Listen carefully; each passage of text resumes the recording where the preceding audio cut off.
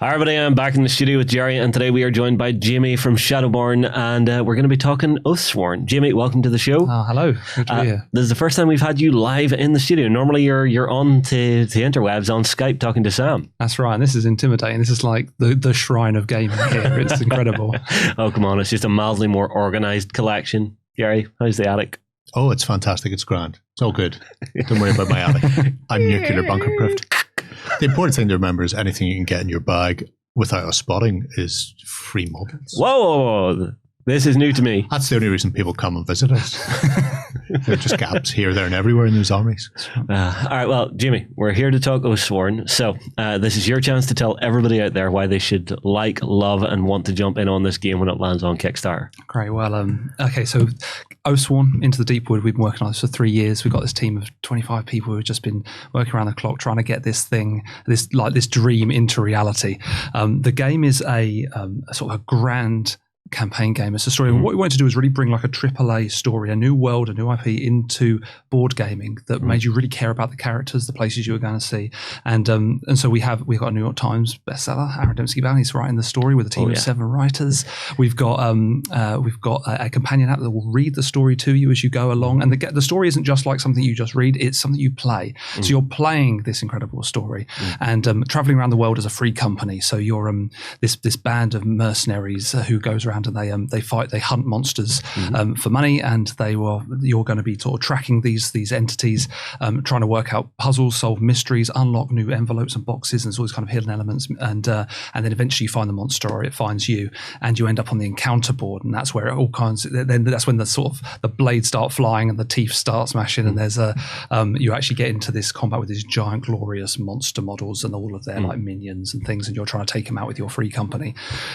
So we with the way that the game works, it's kind of got these two systems. So you've got the story that comes first in the encounter, and as you're going through the story, you are trying to work out what you're fighting. So the monster is not revealed to you until the end, and so at some point in the story it might say something like, okay, now you open box number 6, and you get your monster box out, and there's this giant mystery box, and you open the mystery box, and out comes box 6, and inside is this glorious monster and all of its cards and things it does, and you end up fighting the thing. And the reason we've done that is that we really want this game to feel like an experience, like it's like you're watching a movie, but you're watching a different movie every time. There's some great mysteries to it, there's some great arcs and twists and stuff like that, some great races and places to go and see. And then you get like the real brutal combat where you're getting down into the dice chucking and the card drawing and all that kind of thing.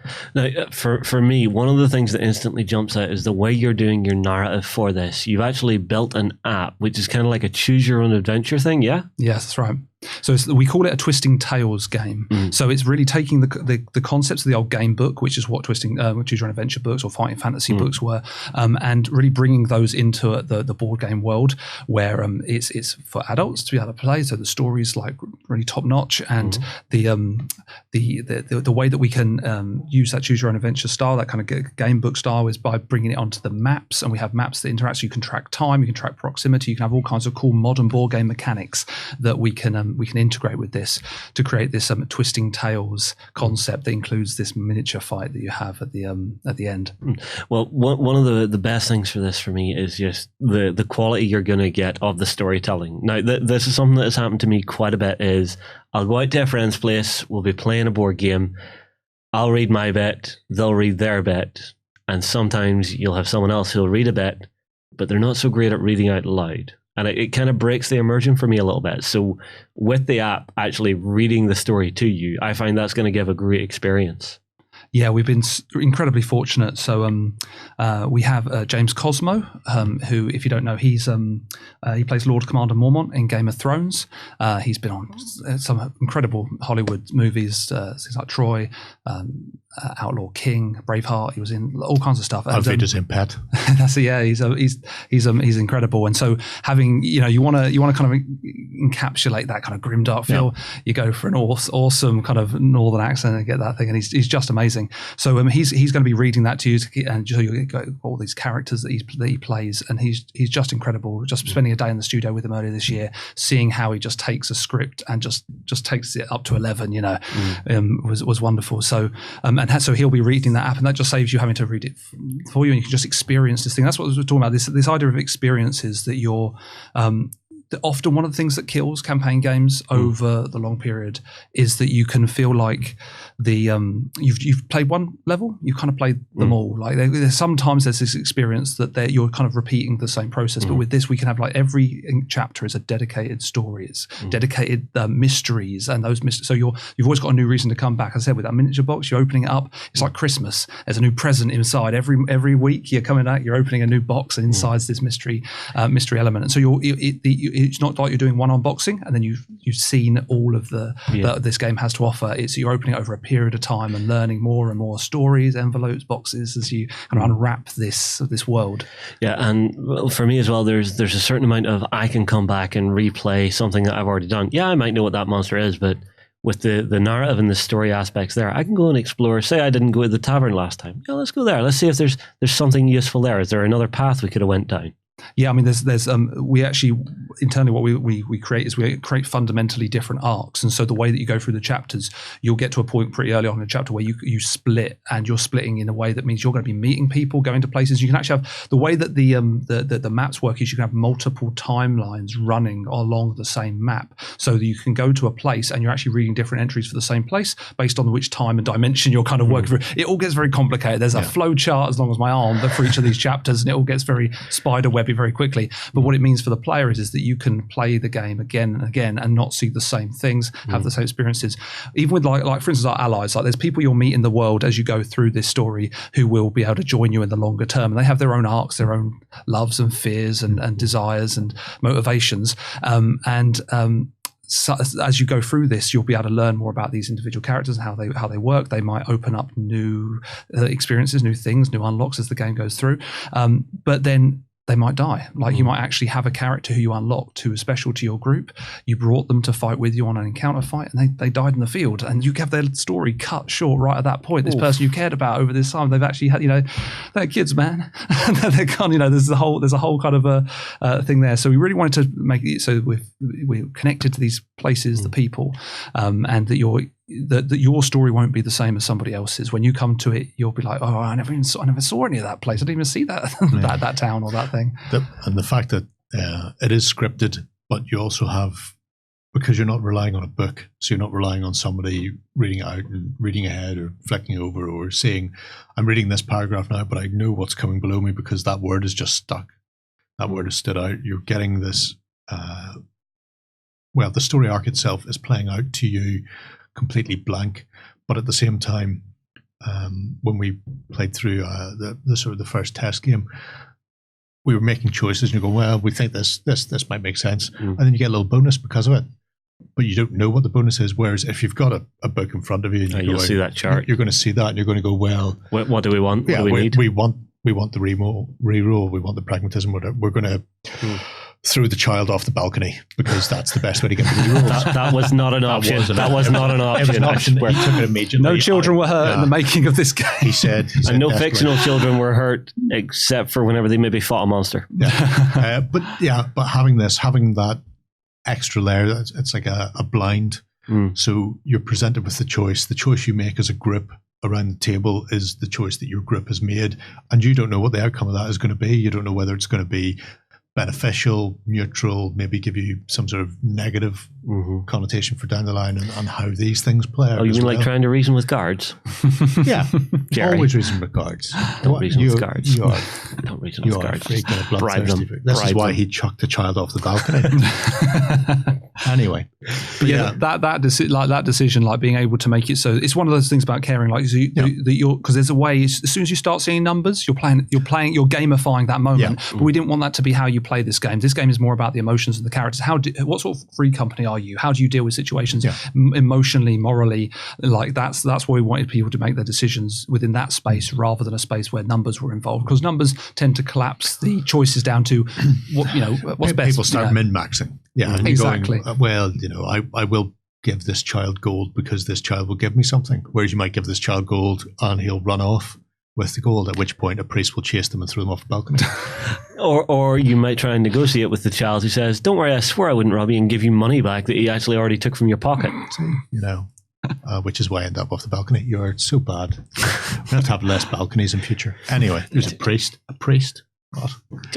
I was also a giant Ursine warrior. Mostly it was the priest throwing the kids off the balcony.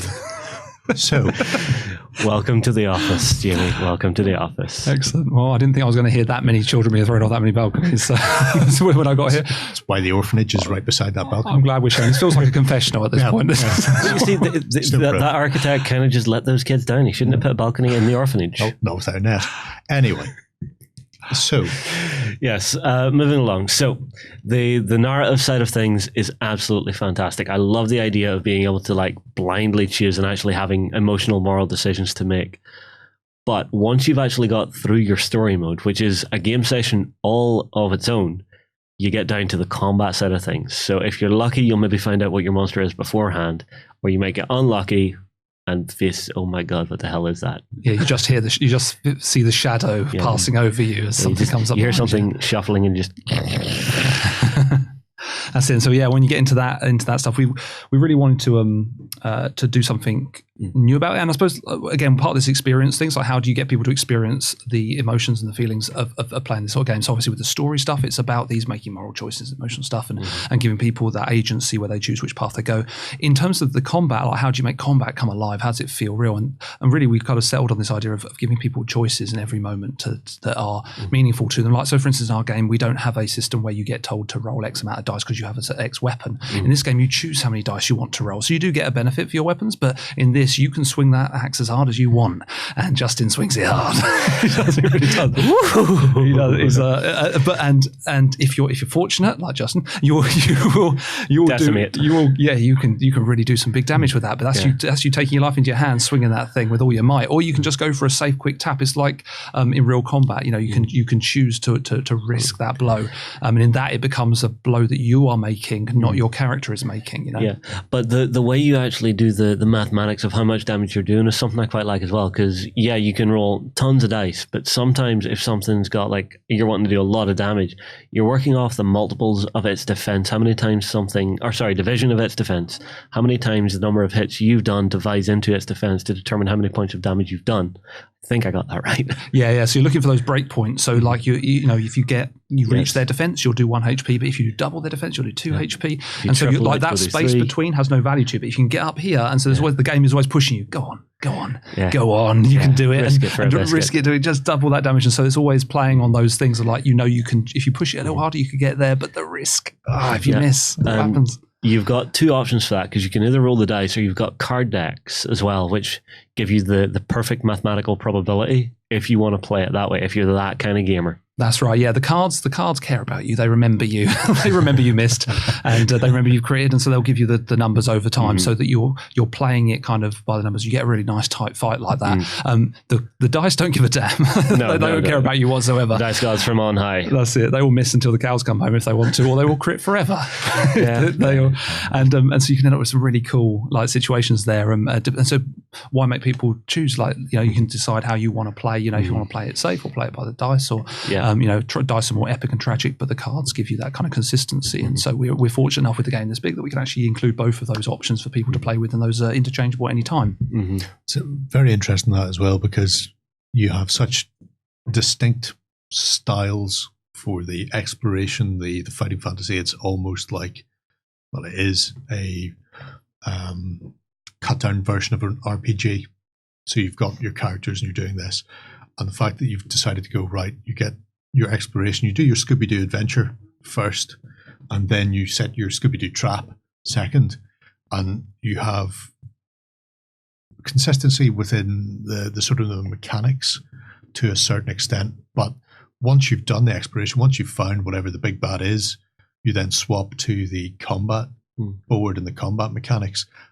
And because you're not tying yourself to, these are our mechanics from walking in the front door of whatever the city is until we've killed whatever it is we're fighting, you're not limited in that. You could stretch and explore and make something that works for both systems without feeling restrictive. Yeah, so basically it's almost like two games in one box, but they both play out in a nice short amount of time each one. But they come together to make a whole greater than some of its parts. Yeah, and that's because we realised early on that if we tried to force the story into the combat system, it's just you're going to lose something in that. You get depth in one and you get depth in the other, and by separating them, you allow yourself that to work out. So. Yeah, although I do like the pacing you get with the storytelling, because how many times have you played an RPG where you as the DM have crafted this integral character to the storyline, and all of a sudden your players are off chatting to the goblin in the corner, and they spend an entire session chatting to the goblin in the corner, trying to find out what he knows, even though he is nothing but the toilet cleaner in the place. I'd be disappointed if my players didn't. But yeah. But I like that it kind of keeps you on the rails, but still gives you enough options to give that nice RPG flavor. Yeah, because you want to try and help. I mean, anyone who's been a dungeon master knows that sometimes the group works against its own best interest. Right? Oh, yeah, Sometimes there's a story that's really worth telling, and you're not going to get round to it in a month of Sundays if you don't kind of get this group kind of moving in one. And so with this, you get your choices, you get to them, but you're playing within a sandbox that's been built that has this. You have an experience that's going to kind of lead you to where you're meant to go, but you're trying to get the best outcome of where you're trying to go. And in that, you can tell a deep story. So instead of going like super sandboxy, where it's just like it's very thin and very, very wide, in this we've gone for depth, bringing in those constraints to be able to make a really interesting story really that you can tell a story that people care about. Yeah. But even in with the storytelling, the twisted tales part of it, you have this timeline mechanic as well drawn in. So with the best will in the world, groups will deviate and go into places they shouldn't go into and cost themselves time. The net result is you may find out where you're going eventually, but because you've got there later, you don't get the benefits of having arrived there later. So there are little things where if you reach this point by this point, then you get extra equipment if you win. If you've reached this point, then you've taken too long and some random event has triggered in the town or the city you're in. And that, I think, is really interesting, because your players aren't tied to a timeline. They're not tied to, you must complete this within 12 turns. They can complete it within 20 turns. But somebody who's actually a bit more focused and doesn't meander around poking every dead dog with a stick that they can find will get there a bit sooner and will reap the benefits of that as well. So, I mean, your contract killers, you're here for a reason. You're doing a job, and so when that free company rocks up to town, they need to get in and out and to and make that worth a while. And so you don't want to be losing lots of money. Do it whilst you go through that process. You don't want to be getting too sidetracked, and no one wants to be fighting a monster when night time comes, right? Yeah, well, exactly. That's true. And then, I mean, like, back to combat. I mean, like, you were talking about me. I am not a good choice to actually base any kind of statistical rolling on. I'll tell you what happened. So round 1 of combat, my priest rocks up and I just grab a handful of dice for a giggle. I roll it and I think I landed 20 damage 21. On the thing? Something along those lines. Basically, I crushed the monster's head. Now, the monster's not dead at this point, but one of the things I loved was the monster suddenly went, No, you've hit me, you've hurt me, that's not going to stand. And it actually reacts to you and it actually starts coming after you as well. So it's not just that, okay, I'll take a swing at you, bap. Okay, you take a swing at me, bap. There's a nice reactive sort of feel to the enemies in it. Yeah, that's it. Crushing a brewman's head with a brick on a stick does not kill it in this game. This is a grimdark game. It just makes things angrier. And so, like, the more damage you're putting onto this thing, the angrier it gets, and it's going to start lashing out, and it's starting to draw cards that are doing that. So this is another thing about with the unique mechanics. Really wanted to make an AI system where, like, we're telling a story during the story like part of the game, but we're also telling a story in the fight itself. The way that what is this monster? How does it work? Where's it coming from? What is it doing? And so you've got all these different phases, so we can have multiple phases, so it changes behavior as triggers happen during the encounter. Each monster is unique. It's got its own 15 card deck specific to that monster. You're not seeing those abilities again. This is so you've got a story, and in itself that's another mystery that you're unraveling as you fight. And there's cards that you kind of like look into that deck, gain a bit of information on that behavior, help you game how things are going, because no one wants to be there when the big smackdown comes out and does a big AoE attack on your group. Sometimes you want to be separated up, sometimes you want to be close together, sometimes you want to be positioning yourself yourself at certain positions around the monster. Sometimes you want to be picking that monster apart in a certain way, because depending on which body part of the monster you're lopping off, in which order, you're going to get benefits for the group. There's all these kind of considerations trying to make it feel like you're really fighting something, alive, a monster. Because it's one of those things that often you have lots and lots of monsters in a game, but the only way that you can make those monsters by having a single card that has a number or something on it. We wanted to go way deeper than that. And it was nice to actually see as well that whenever the monster started coming after me, I wasn't just helpless either. I mean, like, Jerry, you were able to play reaction cards to actually step up and go, no, you come here. Yeah, the warden has a few tanky interrupts and taunts and that sort of thing, and assuming you have kept those cards in your hand and have the animus to play them, it means you can protect other party members, or you can get in the way when you need to get in the way. Sometimes you might want to spend those cards for their additional abilities, whether it happens to be fighting for yourself or defending yourself. So there's it's a very much cooperative game, especially people who've played sort of MMOs where you have various types within a group. So you've got your damage dealers, you've got your tanks, you've got your healers, and working out the best way to approach whatever it is you're attacking with the resources you have at hand, because they're not infinite by any stretch of the imagination. No, they are finite. Yeah, that's it. Although that does bring us to the combat flow system you guys have built in as well. So your character gets a set number of cards in their hand to play. These are their abilities. They can be spent for defense and they can be spent for attacks. As you play those, you're playing them down around your character board. And as you play an ability with the same number on it, suddenly the cards start flowing around the board until they hit 0 again, at which point you get to redraw all the cards again. So there's a certain amount of, okay, I just did a big attack, I'm tired.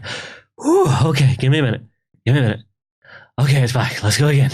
That's it. Yeah, that's the battle flow system there, where you're trying. It's about that feeling of breathing, because that's it. You want to feel in that moment. You want to feel fear. You want to be like, if you're going to get hit, that's going to hurt. And so what's saying, Jerry, that if you don't do something about that monster, it will kill you. The team is going to die unless you successfully deal with this situation. So then every fight is a fight for your own survival as well as this contract that you're going out for. It's that sense of reward you're getting. You survived one of these fights, you did that. It wasn't your numbers that did that. It wasn't your card. It was you who did that. And in the same way with this battle flow system, your cards are going out from your hand. You're using them up. You're running out of puff. You're breathing hard, and then you're trying to bring them back into your hand so you can use them again and keep up that battle. That's that kind of like that feeling of keep moving, keep fighting, keep going until the job's done. That the battle flow kind of systems. That's about just trying to capture experiences, those emotions that you want to be feeling when you're going through a combat like that. Honestly, it was something I really enjoyed about the combat system. Now, we will, of course, be doing a full Let's Play on this, hopefully, and I'm really looking forward to showing people just how both sides of things work. Now, the game is coming to Kickstarter, so the important question is, for anybody who's now out there drooling over their keyboard going, oh my god, I need this game, when is it launching? So we're going to Kickstarter on the 8th of October. That's our day. That's a Tuesday. And so we've got a whole raft of... I'd like to point out, this is the countdown timer at the time of filming. Yeah. Filming. The 8th of October won't move.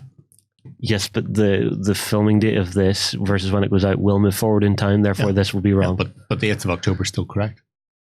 Yes, but the countdown timer is wrong. So the 8th of October. So we've got this on our website here.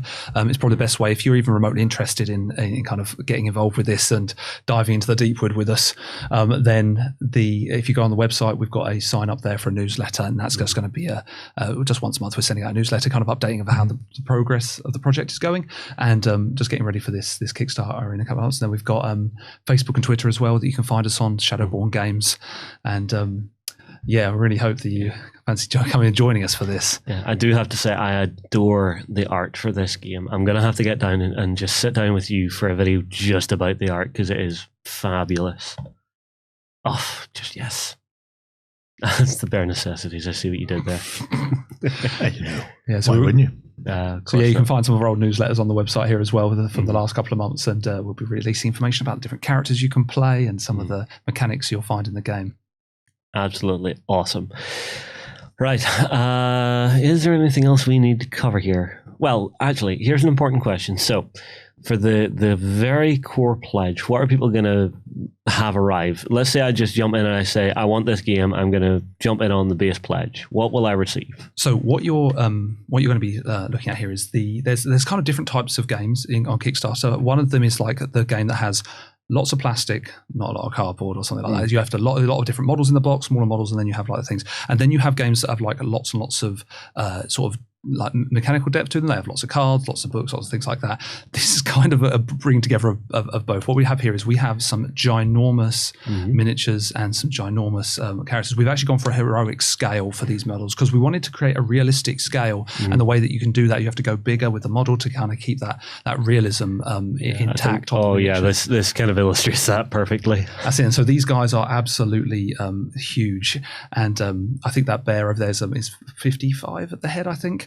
And the broodmother there, the rat in the middle, she's 135 to the top of her babyest rat. So this is, it's actually the size of a real rat, right? Yeah. And this is just. You get rats that big? Oh God, yeah. Okay.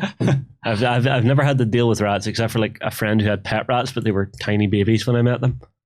Yeah, this is and this is only one of the monsters in the game. So this is one of a dozen monsters that we've got in the game. We've got 15 chapters. We've got 6 Are they characters. Coming in the core game or? Yeah, so we've got the base game, which has got we've got a standee version of the game, and then we've got a miniatures version of the game. So basically, depending on which sort of level you want to come in at, you'll get all of the mechanics of the game, the story of the game, the app, and everything, which will come with the standee version, if that's the way you want to go. Or you've got the miniature version, which has that mystery box that we were talking about, where you're opening up the mystery box and opening the Christmas presents each time. Okay. But yeah, so there's two buy-ins there, just to make it as accessible as possible, really. And I say, so these, when you're getting these, it's hard to explain to people who can't actually see the model. Once you see the model, hopefully in the Let's Play or something, we'll be able to show you just how impressive how big these things are. But it's because we've got this nice intimate fight where you've got like, this small band of the Free Company and then this giant horror that you're trying to take down. So you've got the six characters in the game. So we've got the Ursus and the Ranger. We've got Priest, Warden, and the Witch. And who's our 6th one? Check the Kickstarter to find out. Check the Kickstarter. I've gone completely blank. And then we've got all of these amazing monsters and things going on. The book that we're writing is going to be well over 100,000 words, pushing 200,000 words already, and it's going to be incredible. And then obviously we've got stretch goals. You're making Aaron Dembski-Bowden work hard. Yeah. Well, I will say he's one of my favorite authors, so don't burn him out on me. Yeah, he is incredible, and we've just been. In fact, doesn't he live just up the road from here? Who? Aaron Dembski-Bowden. I have no idea. I thought he was a local boy. He may well be. I know there's one of them. I don't stalk the authors of books. Why you? Yeah, so we've had to bring a team in on this to kind of so it's such a big undertaking. But just having the level of professionalism we have around the writing. Just I'd say this isn't just a. I suppose there's a kind of trope sometimes around game stories and things. This isn't just like a thing that's tacked on to a game. This is something this has been built around this world, this story, and this story is a world class kind of undertaking that we want to tell something. But we want you to be able to play it rather than just read it. That's the thing. See, well, that's one of the great things. I love reading fantasy novels, right? And anytime I'm reading one, I always imagine myself as a hero. It's what everybody does. So being able to actually play as the hero in the world, that's kind of the next level to that, which I really like. All right, I think, have we covered everything? I think we have. Anything I missed? Anything you want to? Any teasers or anything for stretch goals and anything like that? Well, what I can tell you is so we're starting with 6 characters. Okay. We have some more in the pipeline. We hope we can release with it. Okay. That's what I'm hoping. So it all depends on how much we can we can fun with it. But yeah, there are plans. There are places we're going to go with this, and there's maybe some lost chapters. We can get to, but the apocryphal books of Oathsworn. That's it. We'll have to wait and see. Go and join the Kickstarter and see what we can find. All right, well, everybody, I tell you what, get your comments in below. Any questions you have, make sure and pop them in there. Make sure and check out the Kickstarter when it launches, because this looks like it's going to be an absolutely fantastic game. We'll move on. We'll see you again soon.